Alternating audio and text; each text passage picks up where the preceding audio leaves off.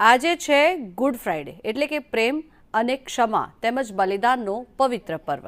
આજે અમદાવાદમાં તેની ખાસ ઉજવણી કરવામાં આવી હતી। અમદાવાદના સેન્ટ ઝેવિયર્સ લોયલામાં આજે મોટી સંખ્યામાં ખ્રિસ્તી ભાઈ બહેનોએ ચર્ચમાં પ્રભુની પ્રાર્થના કરી હતી।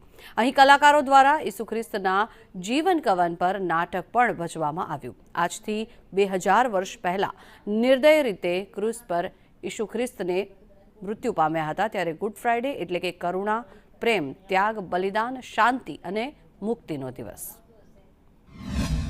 આજના પવિત્ર દિવસે પ્રભુ ઈસુ ખ્રિસ્તે ક્રૂસની પીડા, ક્રૂસની વેદના ઉઠાવીને પોતાના પ્રાણ ઈશ્વરને સોંપી દીધા હતા।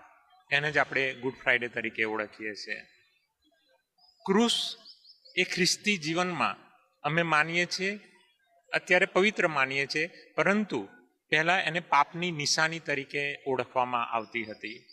અને એવું અમારી શ્રદ્ધા છે, એવી અમારી આસ્થા છે કે પ્રભુ ઈસુએ જગતના પાપો પોતાના ક્રૂસ દ્વારા એમના માથે લઈ લીધા, એ દુઃખો સહન કર્યા, એ વેદના સહન કરી અને એ ક્રૂસ ઉપર પોતાના પ્રાણનો બલિદાન આપી દીધું।